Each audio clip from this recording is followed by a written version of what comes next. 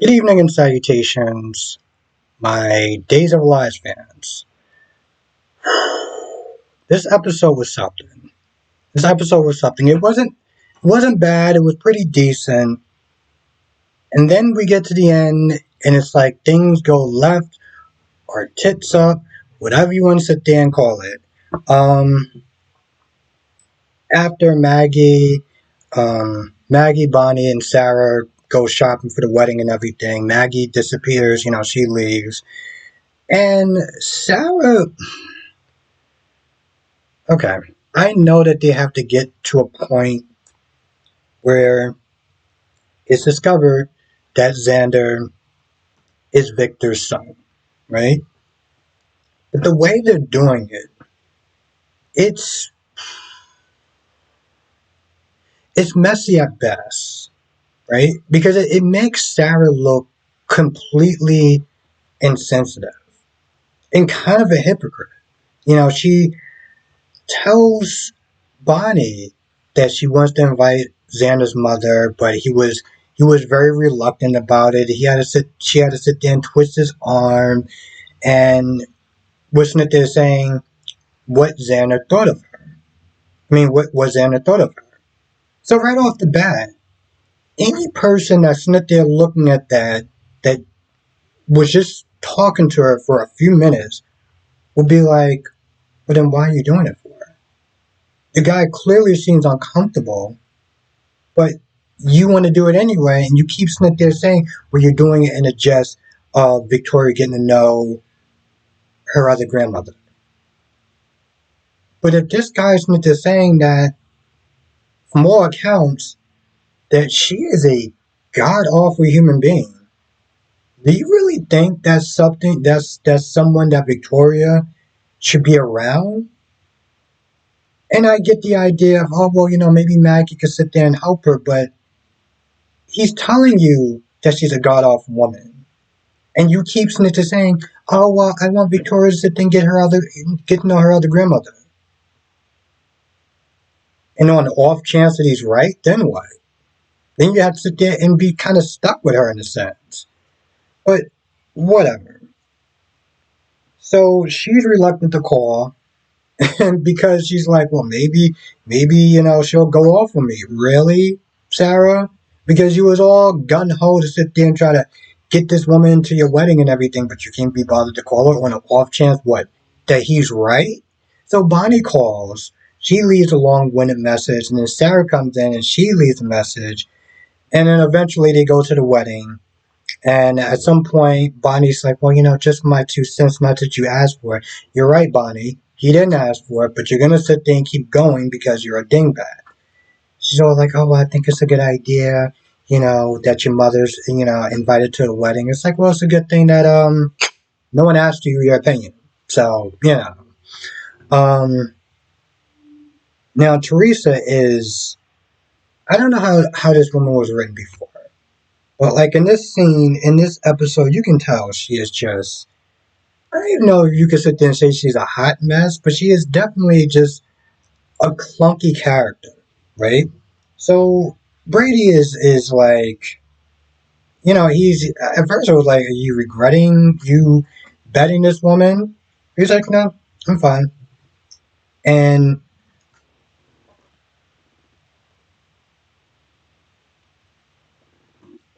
she's all like, oh yeah, I'll sit there and teach Alex a lesson. Are you kidding me? So Brady's like, okay, so you just used me then, right? That's what you just did. So she tries to explain it away, but Alex comes to the door and starts knocking, and this chick is like, "Oh, come on in, dude. What the hell is wrong with you?" But Brady leaves. They have an honest, well, honestly, I almost, almost actually said that and being serious. They have a somewhat honest conversation. Like that, like Alex puts all his cards on the table. He's like, "Hey, listen, I'm not banging Chris anymore. She helped me realize that I just want to be with you." And when she's like, "Why'd you keep me at arm's length?" He's like, "Because I feel like you're hiding something." And she's like, "Well, I feel insulted."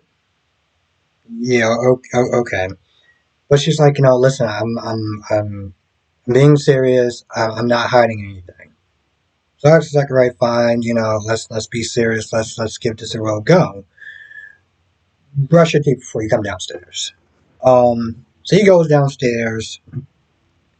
Xander and because Xander was sitting there telling Justin like, yo, listen, don't do this. This is wrong. Don't do this. Justin's like, I have to do this.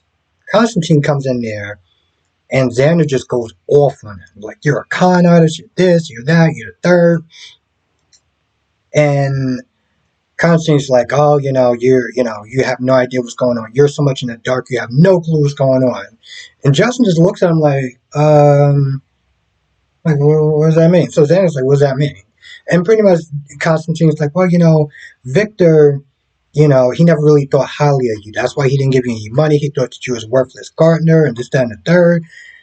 And I'm just like, yeah, he always thought that. He always thought that his grandfather, his uncle, whatever, thought very lowly of him. So, like, it's not really much of a zing moment that you thought you was going to get over on him, but whatever. Now, he does sit there and tell John, he pulls out the pawn card. He's like, I need you to sit there and kill my wife. After we say I do, I need you to sit there and just kind of, take her out. Um, John goes back to Maggie and Steve and tells them what he's planning on doing. Maggie's like, oh, and she's like, just on the offhand, I just feel so bad, like on the offhand that he really wouldn't sit there and do that. I was like, really? But it gets crazier, right? So they eventually get to the wedding. Um, Sarah couldn't come there because apparently she had some sort of emergency at the hospital. So they get together, right? And they get ready to sit there and say adios and everything like that. And then Justin's like, whoa, because he gets an alert on his phone, and Constantine's like, really? He's like, yeah, somebody moved some money around when they weren't supposed to, so, yeah, this ain't good. And Maggie's like, what'd you do? What did you do? Why would you do something like that? And he's flipping out. He's like, oh, John, you did this. He was like, Steve, you did this. Xander, you did this. Maggie, it was you. And this is the part where it just goes tits up. And I'm just like, I get people being unraveled and everything like that and whatever, but he starts doing things that I've never seen a villain in a soap opera does. I mean, he just exposed all his dirty laundry, right? And in a way where it's like, it's not even smart. He pulls out the card and he tells John, hey, listen, I need you to sit there and shoot Maggie. Um, he's like, this is revenge or whatever for killing my daughter and everything like that, right? So John's like, yeah, I'm not going to do it. And, Maggie pulls out the prenup that he thought that he burned. And, she just lays into him. She's like, I can't believe you did that. You tried to worm your way into my life. You took advantage of me while I was grieving. Just really laying into him at this point, right? So you just told this man to kill this woman in front of a room full of people, right? Let's just sit there and say he was able to get off a shot. You really think that he's just gonna sit there and just take everyone out in the room, just what John Wick style? Like, what did you think was gonna wind up happening? This is what I'm talking about. Like, there was no thought process to this. He got mad, even though he was like, I didn't do anything. And he could have simply just played it cool, like, well, I gotta see what's going on. Instead, he just goes back at this point, and after, he, orders John to kill him and John to kill her, and he doesn't do it, and she pulls out the prenup, he just is like, oh, they talk about the kidnapping, right? They're like, Yeah, and you orchestrated that whole kidnapping so you can be the one to save the baby. You can get back my good graces and stay here longer, right? And she's like, "Who's your accomplice?" I was about to call Gwen, and then Teresa was like, "Well, I mean, does it really matter at this point?" Yeah, Teresa, it does. Like, what? Why did you say it? Why did you say it like that? What are you guilty or something? You wanna you wanna have the floor for a hot minute? Like, what's good? Um, but yeah, then he just decides to admit the truth that he was the one that sabotaged Victor's plane. I'm like, are you fucking kidding me? Bro, here's the thing. You could have found the way to get out of those charges, right? You could have found the way. You knew you didn't do it. You could have found the way, or just be like, oh, whatever. Instead, you decide to show your hand not just once, right? Because they investigated that whole plane thing, right? And they didn't really come up with anything. But you just decided to just tell on yourself at this point. What possible good was that actually going to do, and how is that going to work out in your favor? I get that they wanted to wrap this storyline up. They had the scab writers or whatever. Ron came back and he started doing his thing, I guess. But like, that is probably the most laziest way that I can think of how they're gonna wrap this up. Um, I mean, good cliffhanger, but like, just a really. Mm. There's also one point where Gwen.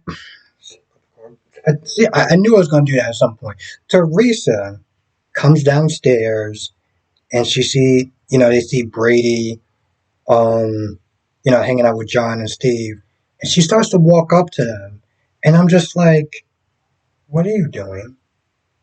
Now they did have a talk, um, after, um, at some point, and Brady was still upset with her, like, yo, you used me. I knew I shouldn't have did this, or whatever. And he walks down the stairs. She's all like, oh, I'm doing this to sit there, and I gotta sit there and keep my eye on the prize or whatever. But like, if you know that he's upset, why would you walk towards him?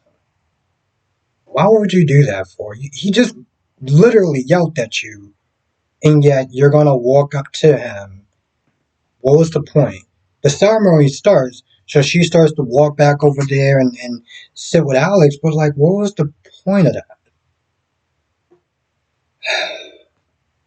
Listen, I personally just can't wait.